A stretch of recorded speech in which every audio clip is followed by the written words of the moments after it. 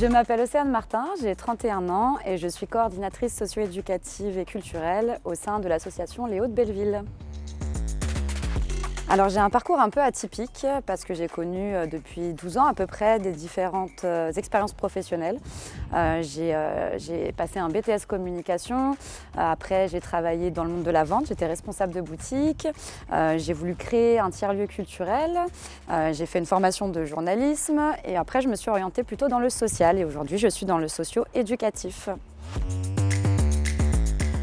Au tout départ, ce n'était pas forcément un choix. Quand j'ai postulé à mon emploi, ma directrice a cru que j'avais les diplômes nécessaires, soit dans l'animation, soit dans le social. Et en fait, non, j'avais l'expérience, mais pas les diplômes. Donc, le poste étant financé par la CAF, il fallait que j'ai le diplôme absolument. Et donc, elle m'a proposé de le passer en contrat de professionnalisation, même si j'étais embauchée en CDI. On a trouvé le centre de formation transfert qui correspondait au niveau des dates.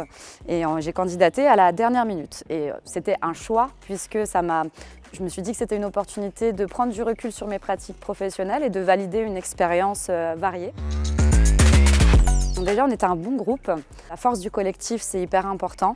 Le fait qu'on ait des âges différents, des expériences différentes, c'est très enrichissant. Au niveau de la formation, donc en termes théoriques, j'ai été très intéressée par la formation au niveau de l'éducation populaire, la formation sur la sociologie des organisations. C'est vraiment des cours qui m'ont intéressée parce que de manière personnelle, c'était aussi des sujets qui m'intéressaient. Donc de pouvoir approfondir ces questions, c'est quelque chose qui m'a beaucoup plu. Le fait de pouvoir alterner parfois aussi en distanciel et en présentiel était intéressant. On a eu une super formation sur les outils digitaux qui étaient en distanciel et on a travaillé en collectif en distanciel. Donc ça, c'était moi qui ne suis pas quelqu'un de très digital, ça m'a permis de me dire que c'était possible. Le rythme aussi, 3 semaines, 1 semaine, c'est intéressant parce que ça nous permet de passer du temps en structure quand même. C'est quand même l'essentiel puisqu'on est des acteurs de terrain. J'ai trouvé que c'était quand même bien adapté au terrain, justement. Parfois, on a des formations qui sont un peu déconnectées, qui sont très théoriques. Là, on a des cours qui nous permettent d'appliquer concrètement ce qu'on apprend.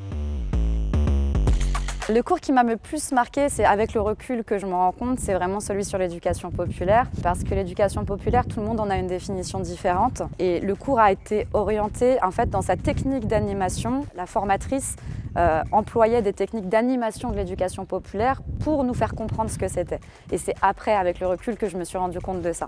Donc elle nous apprenait les outils, mais en même temps, elle les utilisait elle-même aussi. Donc ça a été un cours qui a changé, moi, ma vision de l'accompagnement que j'avais avec mes publics. Ça a vraiment changé mon positionnement professionnel.